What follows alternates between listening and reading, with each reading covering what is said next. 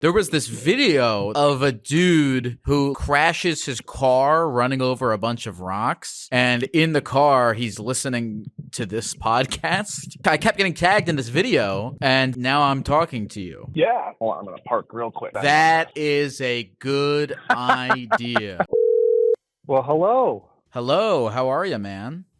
Oh my gosh, I am well, actually. I am surprised you called. I was listening, I heard you say holy shit, and here I am. Well, yeah, I got a message. So for some context to those who are listening, I got a text on the Gecko line from you saying, hey, I'm the bounty hunter that ran over the rocks, almost crashing while listening to you. So context to that, there was this video that I kept getting tagged in on Instagram and TikTok of a dude who like crashes his car running over a bunch of rocks, and like it's some like viral car crash video, and in the car he's listening to this podcast.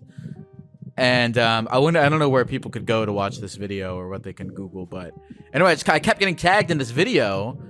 And now I'm talking to you. Yeah. No, it's super dope. So I posted it on my Instagram because I run a small channel of all the bounty hunts that I do, kind of like Patty Mayo, but real stuff. So I was out hunting for a person, listening to your podcast. It was like, probably 1 a.m, pitch black, taking a canyon on the way home, and these rocks jumped out from nowhere. And ironically, the best timing was after I crashed over them, you said, and that's the best you can do. And that's how it ended. I was like, wow, that's the best I can do right there. Now, I got to say this in the video, and I don't know where we'll put it. Maybe we'll link it in the episode description or something. But in this video, it kind of you got a lot of negative comments on the video because I did. It kind of looks like you crashed the car on purpose. Well, hear me out. So here's what happened. So I just spent the entire day, maybe 18 hours searching for this guy. And I did catch him. But after that, it was really late coming back. And my defense is the camera, in my defense, sees better than my vision in low light. Because it was dark and my headlights weren't that great. And we were coming around a curve. And then all of a sudden, there's the rock. But you're right. People commented on that video, and it was just nonstop negative. Now, really quick, I got to say this. What's your name? My name's Jamie. Jamie, it sounds like you're driving right now. Ironically, I am. Are we about to see another video online of you talking to me while you crash your car? No, I was actually on my way to work. I do another job at night as well. So I'm on my way to work right now. Okay, so what's this channel that you do? Because I didn't look through the whole channel. I just saw this one video. Yeah. So the channel, you can find it on Instagram and all the other platforms. It's the same thing. It's Bounty Vault, like a vault of bounties, but it's a Bounty Vault. And what exactly does it mean to be a bounty hunter? So what I do is I'm going to park real quick because I got like 15 minutes I can spend. That is a good idea. So let's see. Let me get parked real quick. You're gonna get a right. DU. You're gonna get a DUG. Driving under the Geckfluence. Yep. All right. So now I'm parked. We're safe now. What a bounty hunter is it is the coined term for someone that is a bail enforcement agent. And so what my job is someone goes to jail, they can't afford the full, say your bail is $10,000 and you can't drop $10,000 or your family can't. You can go to a bail bondsman in most states and they will charge you 10% of that total bond. And the bondsman guarantees to the court under their bond that you will go to court. But if you fail to appear, then they send someone like me after you, and I will return you to jail so you can go to court, and that way the bondsman doesn't have to pay that 10 grand. Okay. What kinds of things are these people accused of doing? Oh, everything under the sun. You have everything from your basic driving under the influence, from either marijuana or alcohol, all the way up to your really heinous crimes where you get your murder and child-related crimes. You know, some real piece of crap people, all the way down to you're innocent, like didn't know better and got caught up on a bad day. Now, tell me, when you encounter these people, when you finally find them, how do you get them to come with you? Do you have like a little, like one of those James Bond net gun things? It depends. Some of these people I have a rapport with. I've arrested them 5, 6, 7 times. So I just knock on their door and they're like, I say hi, and they're like, hi, and I'm like, get in the car, and they get in the car. But for these people, you know, we have to find them. Just recently I found a guy hiding inside a closet under a pile of clothes. And the way I found him was, of course, I was digging through the closet and I see an arm that wasn't buried very well. And so I told him to show me his hands. He didn't want to, so he ended up getting tased. It took 3 of us to take him down, but the taser ended up finishing the fight. Now, would you say you have a rapport with these people? So there's people who you've literally arrested 5 times, and when they see you, they're like, "Yep." Do they not? Yep. I mean, after 5. Here's the thing, though. Okay, after 5 times, is it like they've been sentenced and released 5 different times over the course of however many years? No. Let's say the simplest one, a DUI. You go to jail and you get bailed out on DUI. You just never went to court to go deal with your charge. So then I go pick you back up, and then your family bails you out again on the same exact charge, and you're just waiting to go to court. And then you miss again, and then I show up, and then you miss again, and then I show up. And it's just a rinse, lather, repeat type of situation for some of these people. They don't know how to stay out, but they don't want to deal with it. Why do you think they don't just like show up for what? I mean, if they know that they're going to get caught, why do you think they keep missing the court date? I don't know. I think it's, you know, the whole play stupid games, win stupid prizes. Some of these people they don't go. I don't understand it. There's some people that they literally have court the next day after we bail them out. And I'm showing up in 2 days after bailing them out because they chose not to go to court the next day. And they could have avoided the whole situation. How long have you been doing this for? Been doing it 5 years. And what were you doing before?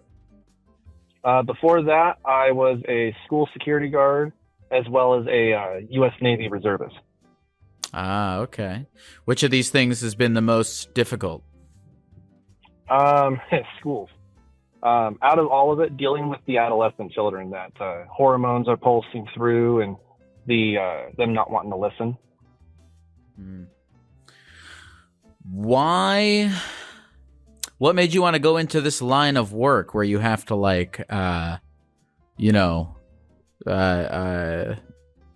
handle people who are fucking off? Well, I would be lying if I didn't say I seek adrenaline. It is definitely an adrenaline rush to go after people.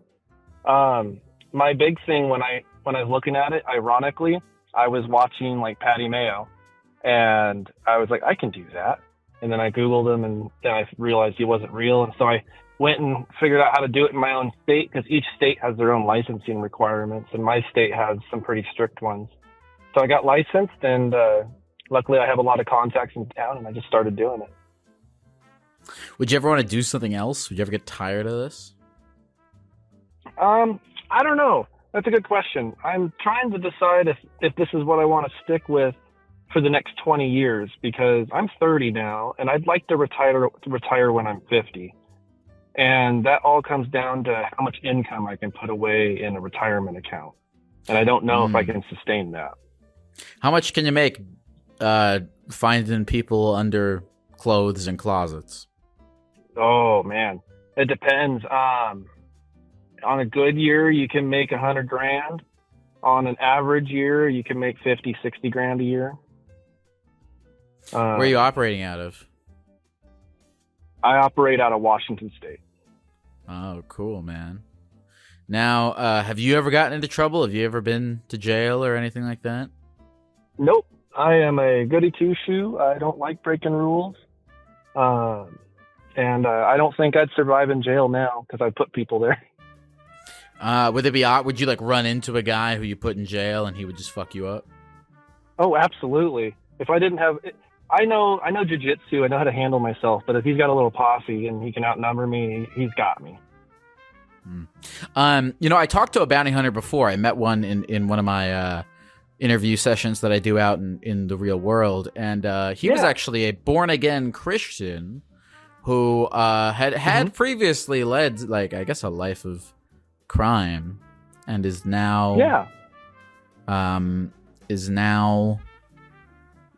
putting other people in jail. He said it was complicated. He told me something. He said it was complicated because he felt bad for some of the people he was putting away because he used to do some of that shit.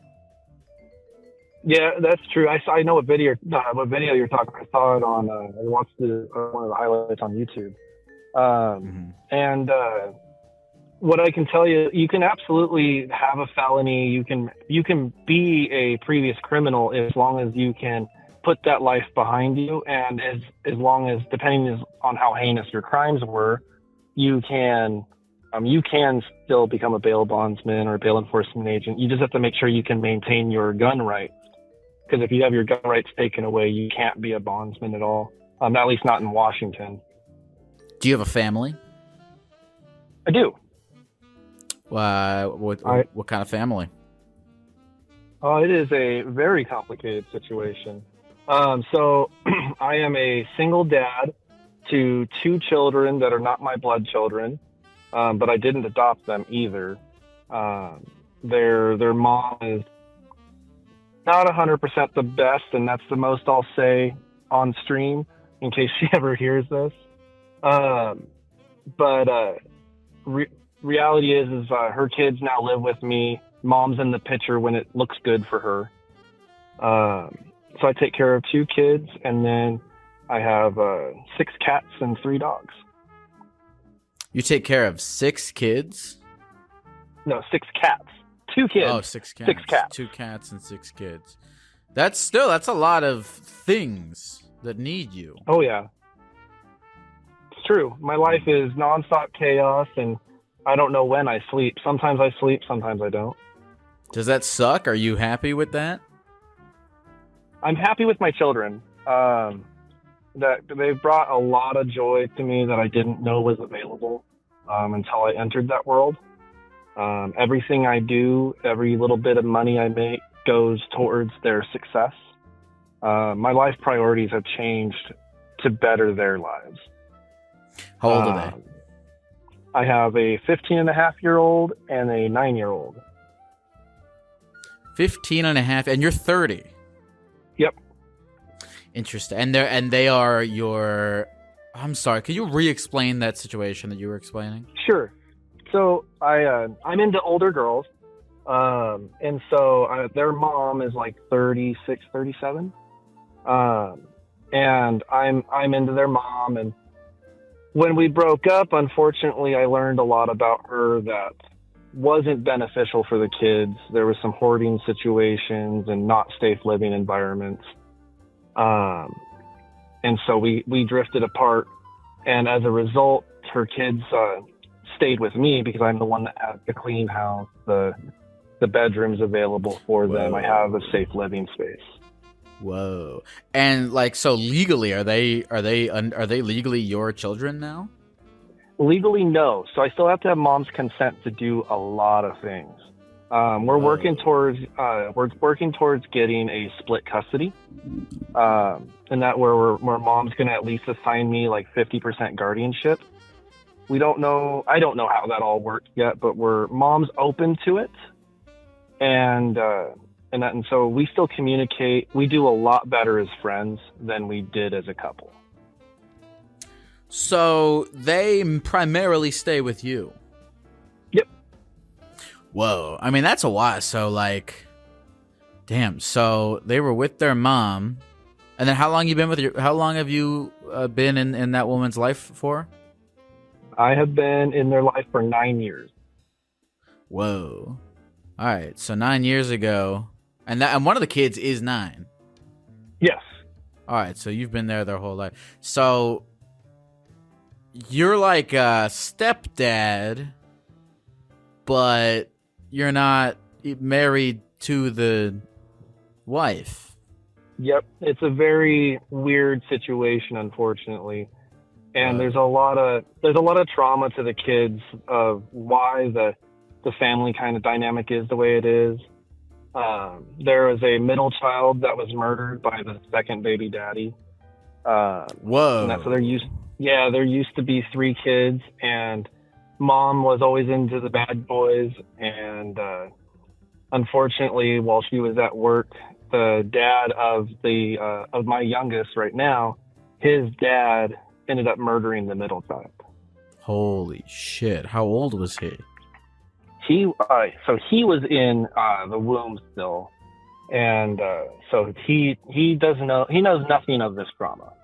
But the youngest child, I want to say she was just barely 3 when she passed.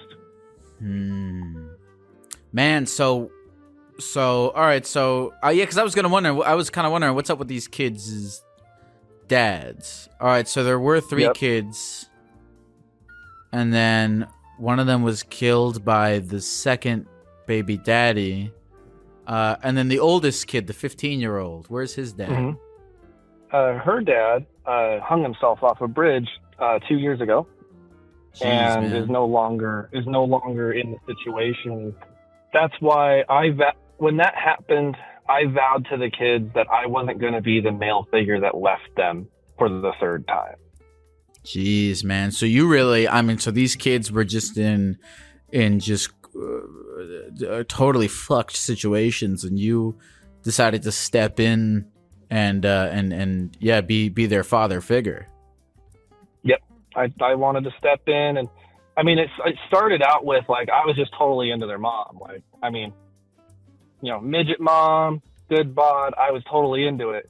And then all this started happening, and the oldest told me, she was like, "Don't ever leave me because I have nothing else." And so I made a vow that I was never going to leave her. And the youngest, he knows nothing but me. And so I don't want to put him through unnecessary trauma. How old was the daughter when she said that to you? She was 13. Wow, so just a few years ago. Man. And how is everything going? How often do they get to see their mom versus seeing you? What's the custody kind of look like? Right now, they see their mom. So mom can come see them whenever she wants, and I'll take them to her as well. Mom is actually is taking the oldest on a road trip this weekend. The oldest is going to be in one of her weddings. So the oldest is reconnecting with her biological father's side family, and she got asked to be one of the bridesmaids for a wedding in the family. So she's going to be taking a road trip to go up there with mom. So I would say mom comes around. I thought the biological dad hung himself. He did, but on biological dad's family side, the oldest is reconnecting with his side of the family. So her aunts, uncles on his side. And so she's learning all these connections and wanting to explore that side of her life that she never got to.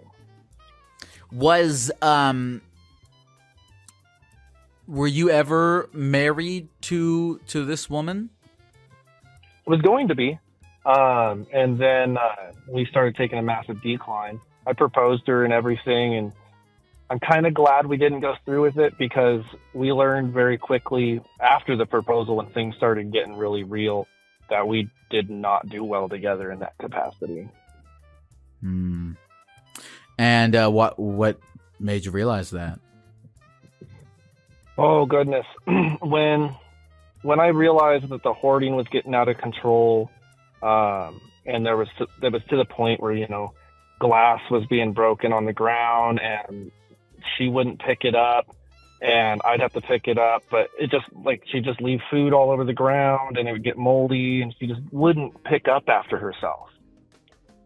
And ultimately it piled up in her house, and it piled up to the point where, like, the kids couldn't walk around barefoot in their own home. And it really frustrated me because we hadn't moved in fully yet. We were kind of going back and forth whose home we were going to stay in. Was it going to be mine? Was it going to be hers? Because we both equally owned the house. And so we were trying to figure that out. And it just, the more her home started getting worse and worse, and I tried to help everywhere I could, there was no changing it, if that makes sense. Like, her mind was set on this is how it is.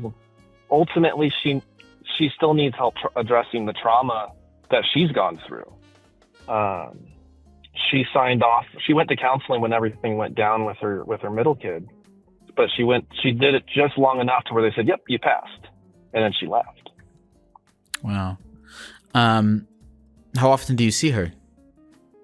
I see her. I mean, shoot, we text all the time, but I see the mom 2-3 times a week. Okay, and mainly to discuss matters with the kids. Yeah, whatever's going on with them. School's getting ready to start, so we actually got together, and I bought all the stationery supplies, and then she went and bought all the new school clothes and shoes and stuff like that. So Dude. she helps financially. She's involved, but not. Wild, man. So I got a question. So, I mean, if she gets a new man in her life, is she gonna want to, like, be like, all right, let me get my kids, let me get my man, let's ride off into the sunset? Or is she gonna be cool with you still, like, I guess, being these kids? Let's talk about that. Father? Is that kind of an issue? It's already a thing. And ironically, so she's fine with me being in the kids' life. She has told me multiple times that she's glad that the kids have me. But she is with a new dude, and she's pregnant with this guy. So this is baby daddy number 3 or 4. Sorry, there's 4 baby daddies total. This is number 4, and she's pregnant with this guy. And I've arrested this dude before. No way. Yeah, no way. No, it's absolutely true. I have arrested this guy, and he wants nothing to do with me. But here's the catch. He also doesn't. Hold on. Want this That is a fucking, like, move. That's a movie plot. Your ex-girlfriend starts dating a guy that you, as a bounty hunter, have arrested. That's fucking nuts. What did he? I want to let you finish your story, but what did you arrest him for? I arrested him on 3 counts of DUI. Jesus. Wait, weed DUI or alcohol DUI? Both. Anyway. Yeah. All right. So she's pregnant again with this dude who doesn't like you because you fucking smacked him in the head with a baton or something. He went really peacefully. What's the story there? What's the drama? What's going on? So the mom makes really good money. So he is using her as a sugar mama right now. It's very apparent because he is controlling her money. And he's currently on house arrest. He's been sentenced, so he's on house arrest right now, but is demanding that she pays for things, is demanding bringing him food. And this dude still lives under his mom's roof on the couch. And all these things. He has kids with 3 other women, and has told my kid's mom that he doesn't want the kid and just to give it to me. And I literally put my foot down. I was like, 1, I'm not taking care of another child. I'm not the one that got you pregnant. And so the mom wants you to just start taking care of the new kid that she's having with this guy? No, the boyfriend does. The boyfriend told mom the boyfriend told mom, just give Jamie the kid. He'll take care of it. Dude, some people should not have fucking kids. There should be a license. There really should. Oh man. So I am in the biggest clusterfuck of a relationship that I put myself in. So it's equally my fault. And then I made a vow to the kids that I won't leave. And so I'm not going to ever leave them. And my goal is to make sure that they are as successful as they possibly can be, given the way they grew up. So, okay, so this is the opposite of the kind of scenario that I was painting, because I imagined a scenario where she would get with a new guy and then they would be like, all right, let me get my kids back. But it's the opposite. She's in a scenario with a new guy, making a new kid, and being like, hey, can you take this new kid? Yep. Wild. Luckily, I put my foot down real quick on that because she told me that the boyfriend said that, and I looked at her square in the face. I said, that's not happening. I go, it's already happened, and I'm happy with where I'm at, but I didn't ask for a third one. What was the I'm losing track of the relationships between all these people, but the mother of the children was talking to you, and she pitched the idea to you. What was her pitch of the idea? Her pitch of the idea was, she was sitting in the car with me, and her boyfriend literally texted it to her while we were sitting next to each other, and she goes, well, here's what he wants to do. After I found out she was pregnant, and all of a sudden she shows me her phone, and her phone says, just give Jamie the kid. And I looked at her and I said, no. Dude, what a nightmare. Jesus. Right. Oh, so I'm living the craziest lifestyle as a bounty hunter with crazy living situation. But I own my home and I'm happy, and the mom's involved as best as she can. So I guess there's that. What about you? Are you going to date anyone? Are you on the apps? Are you on bountyhunterlove.com? What's up with you? I wish that there was someone for me, and I know everyone's going to say there is someone, but I haven't found the time. You're optimistic about other people's optimism. I don't think that's what people would say. I would like to say that I could find someone, but I have tried and I have looked, and it is what it is. And if it happens, it happens. If it doesn't, it doesn't. I'll be happy with where I'm at. Yeah, you seem like a pretty happy guy. You seem like you're not spiraling into fits of depression and despair on a constant basis, are you? No, but I talked to a therapist. It's because of your stream that I'm on BetterHelp. So, okay, how's that going for you? You know, it is probably one of the best things I've ever chosen to do. Really? Yeah, to be completely honest, I like my therapist. I never thought therapy would be for me. I thought that I just had to kind of suffer by myself, and it was nice to be able to talk to someone and be able to lay everything on the table and be told that I'm not doing a terrible job, that I'm actually doing okay. I am very happy to hear that. I just need to say this, just because I know people are going to accuse me of this. I swear on my mother's life, I did not pay this man to say this. No, not at all. I would never do that.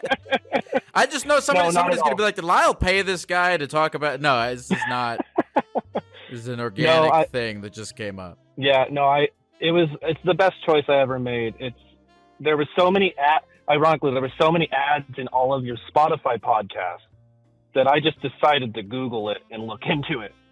And I was like, I'll give it a try. Did you use the code Gecko? Of course I used the code Gecko. Okay, and it's working for you? Okay, I'm glad it's working for you. I'm glad it's working. That makes me very happy. Yeah. Anyway. You see, I mean, God, this whole thing is such a crazy scenario. And so your oldest is in high school right now? Yep, she starts 10th grade. Is she doing okay in school and shit? She is so freaking smart. Like wickedly smart. She's an all honors student. She gets A's and B's like nothing. She's also in the the JROTC program, so the junior military program. And she is just wickedly smart, and it pisses me off because there'll be times like I'm trying to do something and I never thought I'd have to go to her and ask her, like, how do I do this on my iPhone? Or what's the answer to this question? And she just knows it off the top of her head, and it makes me feel really old and dumb sometimes, even though I'm not old and I know I'm not dumb. But it's crazy just how smart she is. I can ask her anything and she just knows the answer. Well, it's funny because, I mean, 30 is so young, and like, you know, you guys are really not like, I don't know, you're very young for a father figure.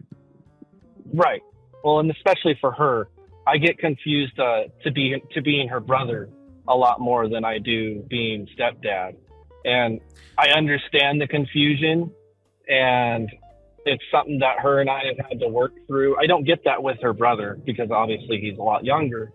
But a lot of people don't understand that I was my interest was very much so into the older woman, and resulted in her having a family that I became a part of. How does she feel about the convoluted nature of her situation? Oh, my oldest? Yeah. Some days she just explains it like that I'm just stepdad and that's what it is, and people just don't bother her with it. Other times she uses me as a bragging right because I'm a bounty hunter, and it scares the boys away, the ones that she doesn't want around at least. Mm-hmm. And then other times she gets frustrated because I get confused to being her brother instead of the parent figure. Mm. Do you think does she want to go to college? I mean, I guess it's kind of early for that discussion, but well, she does. She wants to grow up to be a therapist, psychological therapist for military veterans suffering through PTSD. That is a wildly, impressively specific life goal for a 16-year-old. Yep, that's what she wants to do, and I want to make sure it happens for her. That's beautiful, man. That's beautiful. And the 9-year-old probably likes playing Xbox. Yep, nonstop Xbox. I have to keep it on a timer. What's he on? What's the game is he on? What one isn't he on? He is on every game. He plays a lot of Roblox and a lot of Fortnite. And then I have Grand Theft Auto blocked because he doesn't need that. I'm trying to think. What grade is 9 years old? He is starting 4th grade.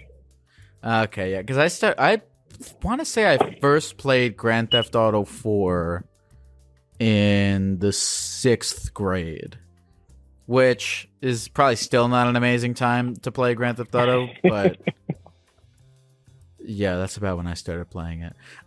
Which would be like 6th grade's like what, 11, 12? Anyway. All right. Well, before we go, what's your name again? One more time. Jamie. Jamie, what's your before we go? What's the next for you, man? What's your dream? What are your hopes? You know what?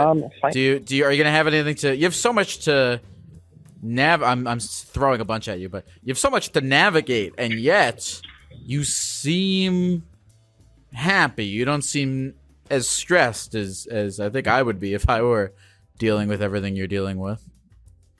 Absolutely. You know, my big goal in life right now is just to make sure they're successful. And that said, I'm looking for what my retirement plan is going to be. I want to make sure that at 50, 55, I am done. And if that means I need to find a more stable career that can be sustaining for the kids and myself and keep my home over my head, that's what I'm going to do, is whatever benefits the greater good for the kids. What are you going to do with your if you are fully retired, what are you going to do with your time? I'm going to sleep. I'm going to sleep, and I honestly, I want to travel. I've been around the world, and I want to go back to Korea. I want to go back Japan and visit some of the places I haven't gotten to see. What does your net worth have to be before you retire? Oh goodness. Well, $1 million isn't what it's going to be worth in 20 years. Right. But I mean, they say you got to take your annual income times how many years, and that. So I don't know, $1 million at least. See, I'm thinking about retirement too, but I'm thinking differently. I'm thinking like, how can I train my body to not need food and shelter, so that way I can just retire on the streets, you know? Right. No, you still need food. You can live on the streets, but you still need food. I'm gonna do this real quick. Does anyone in the chat have any questions for Jamie? Sometimes I'll ask the chat for questions, or the kids in therapy. Yes, both of them are. They are both actively in professional help. Someone asked, when the kids are grown, are you going to leave the situation? It doesn't sound like you are. Oh, I don't know. That's a question for the future, and how I feel. All right, somebody asked, what is your favorite food? That would have to be really spicy sushi. Really spicy sushi.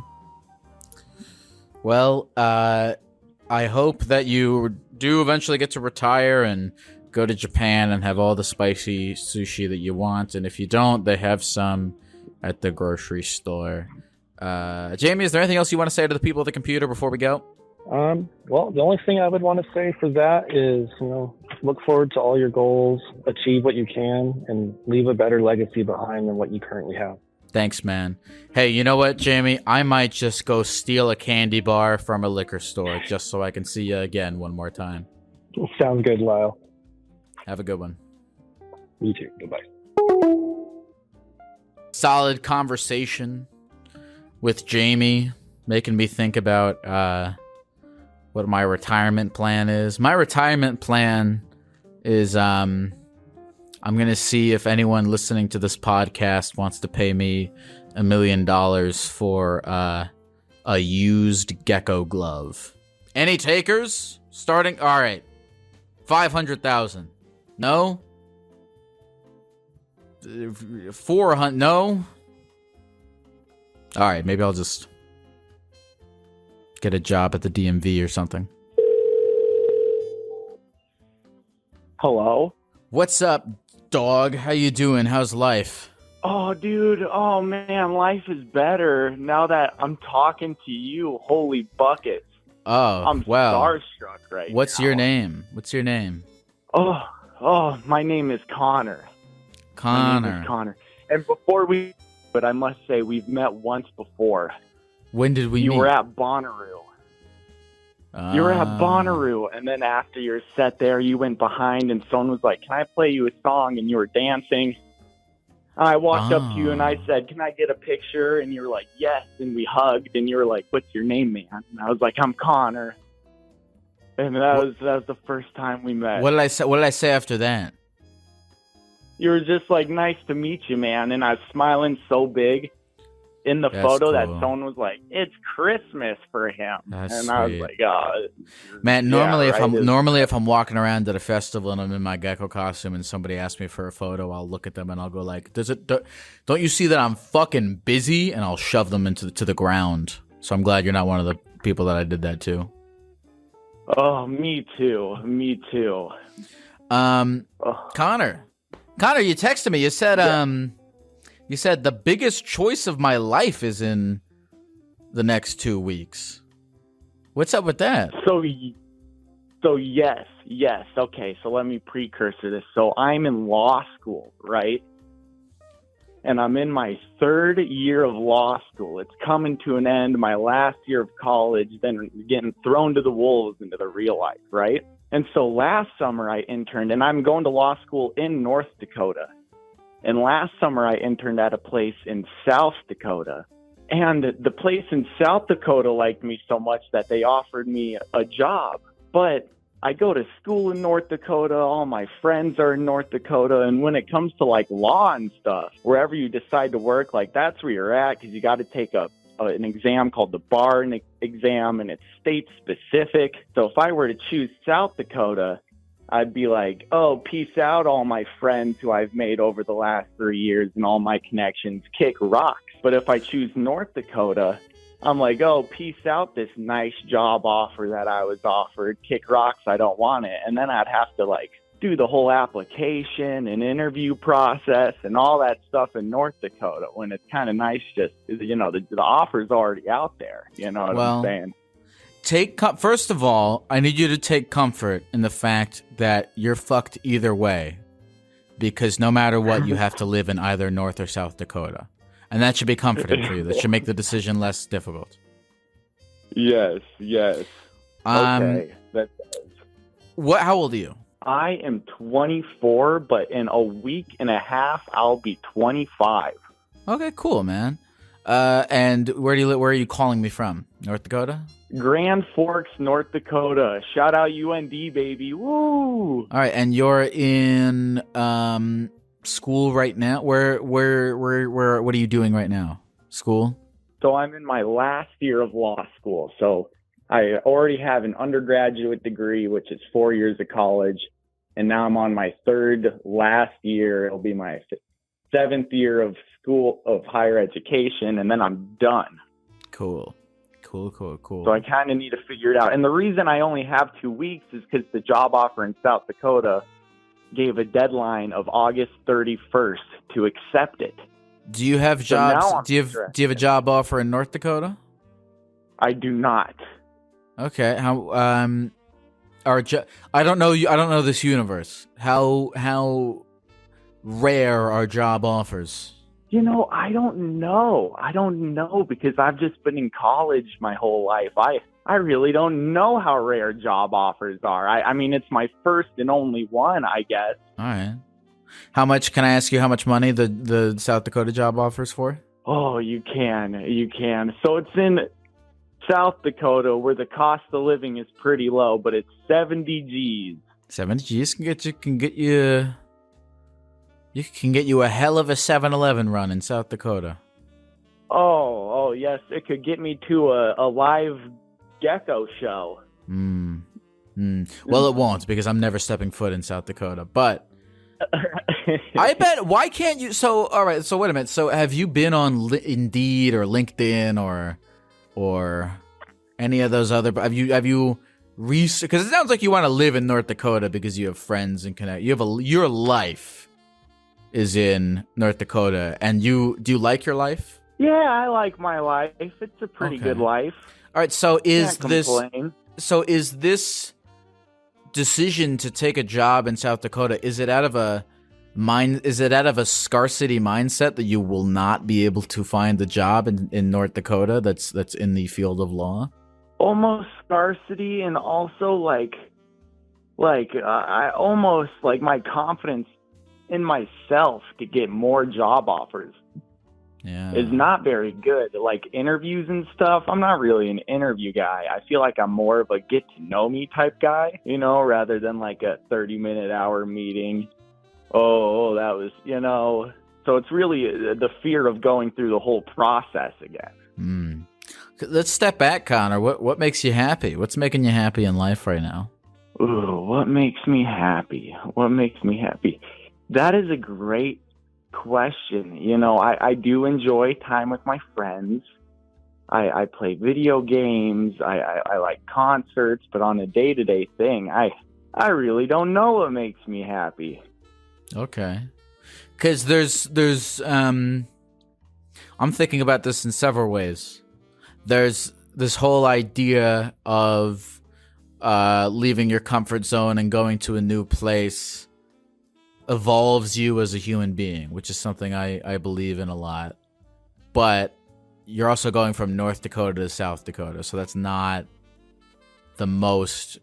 I don't know if you're going to have an eat, pray, love experience down in South Dakota that will evolve you as a human being. That's fair. But it could evolve you as a human being in other ways, because you're now challenged to make new friends. You're challenged to put yourself out there, right? Yeah, and the dude, and like South Dakota, like the dude from The Revenant, that movie Leonardo DiCaprio acted in, like he's from South Dakota. That happened in, so like it's got cool things like that. And the Corn Palace, I think, is down there.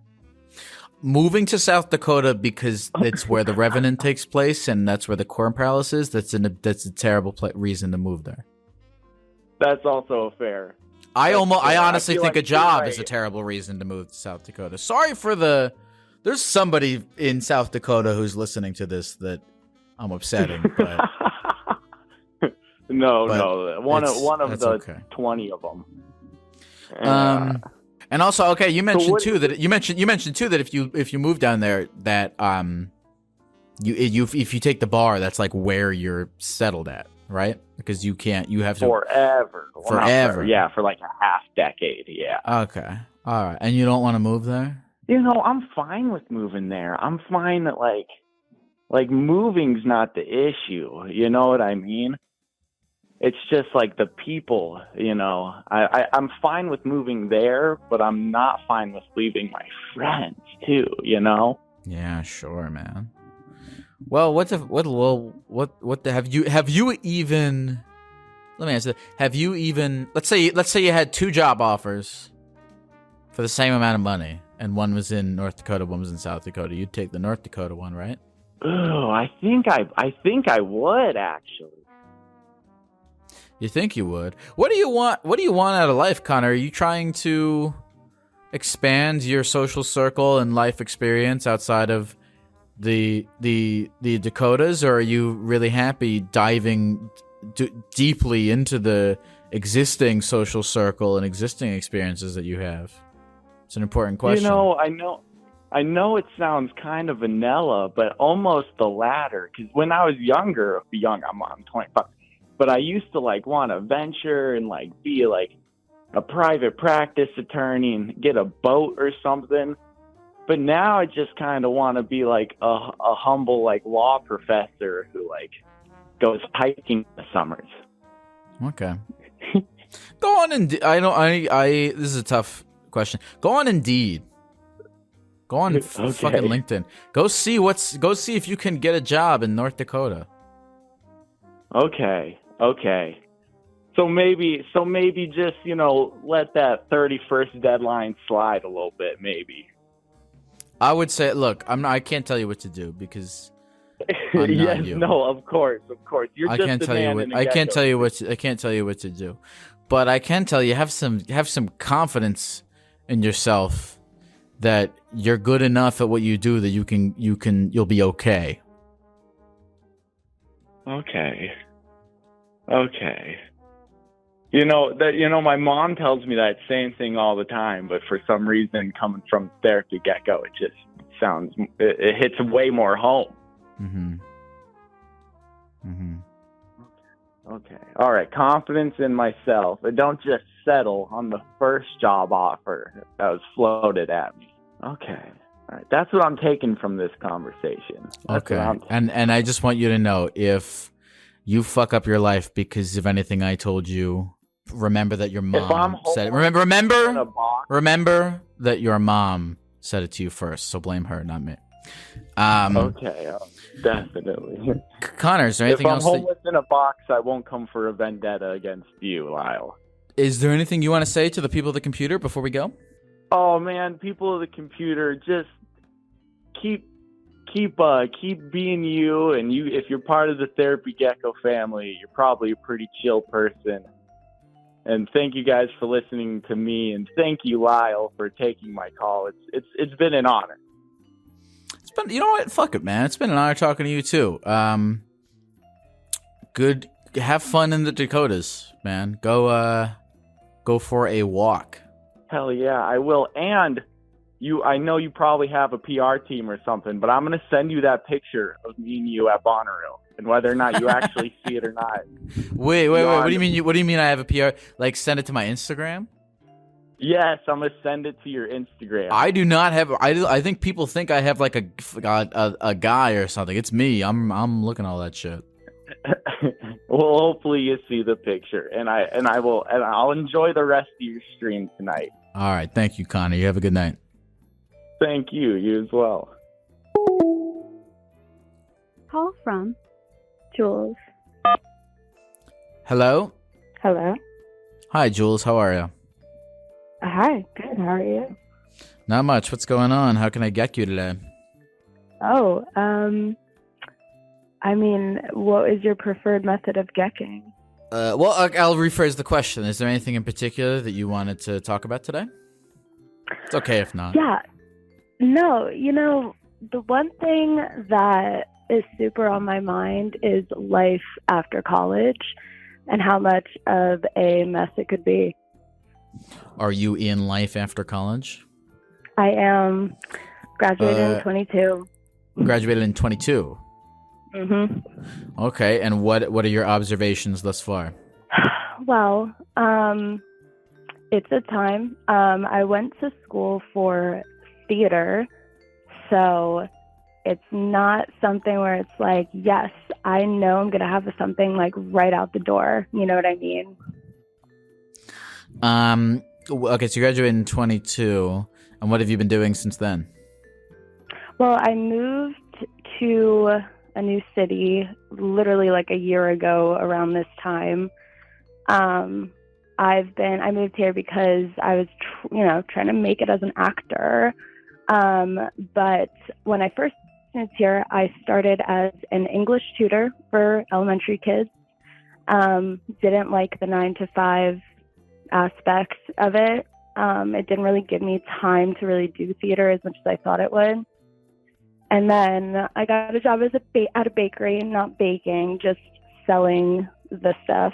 And I actually put in my 2 weeks for that the other day. And today I had my first training for a waitress job. So I've done a few shows in between that, but other than that, I'm just trying to make money, but I'm not doing good at saving it. And you live in New York? I actually live in Philadelphia. I'm from New Jersey, like close to New York, but I live in Philly now. Did you go to school in Philly? No, I went to school in South Jersey. Oh, okay.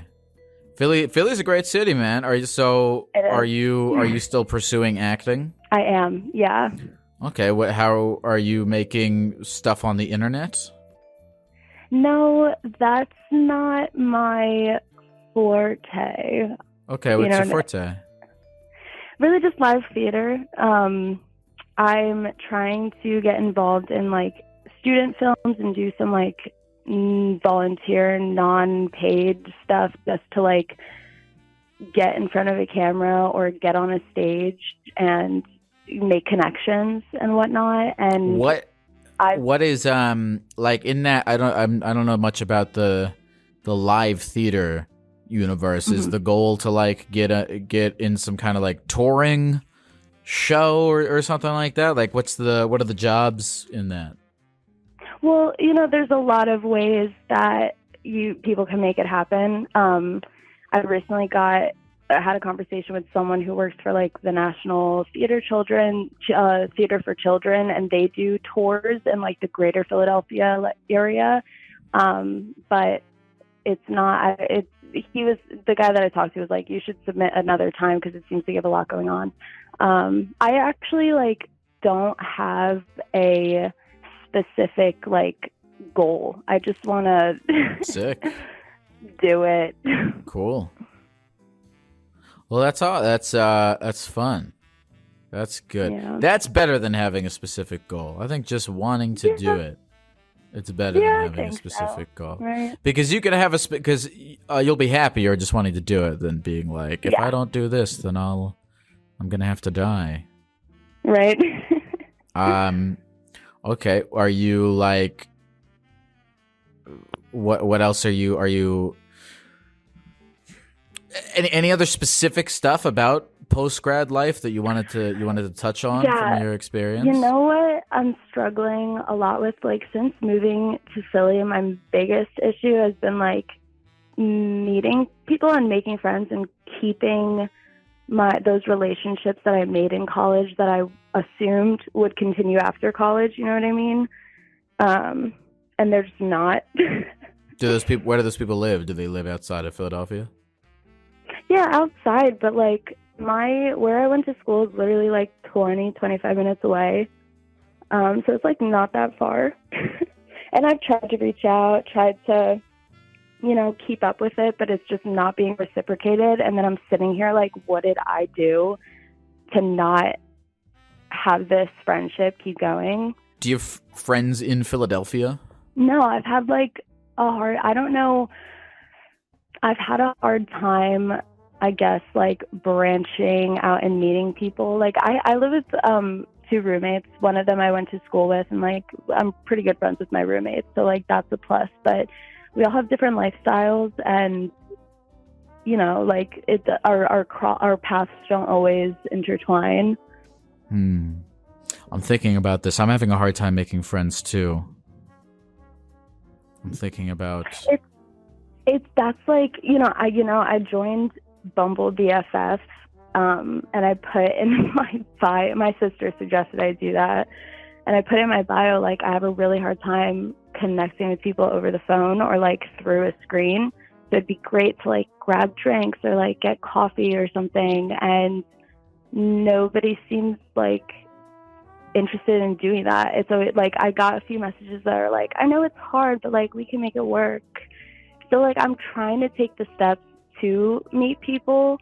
And I well, think, you're in acting, and I feel as though there's a lot of different clubs, and I mean, why don't you join a fucking sketch comedy group or something like that?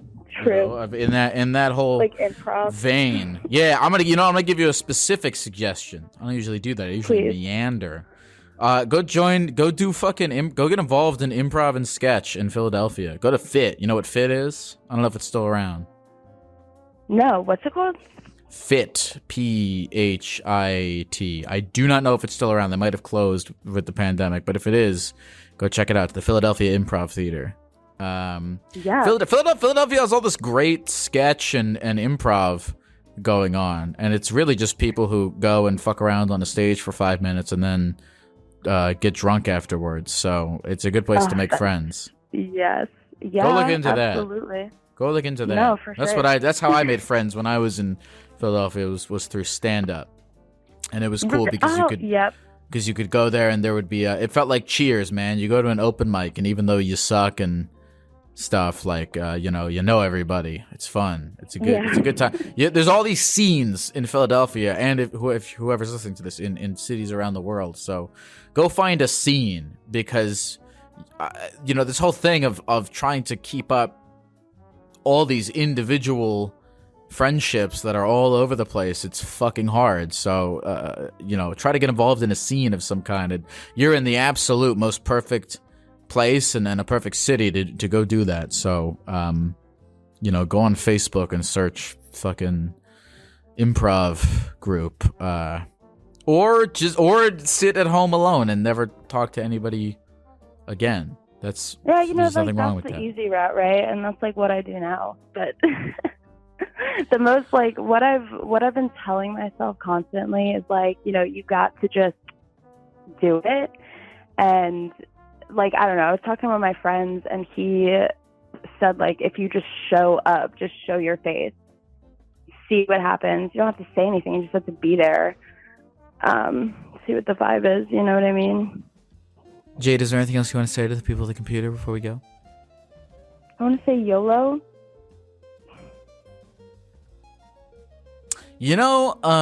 People look at the word. I think YOLO has this brand of being vapid, but it's really deep. You know what the phrase memento mori means? No. Remember death.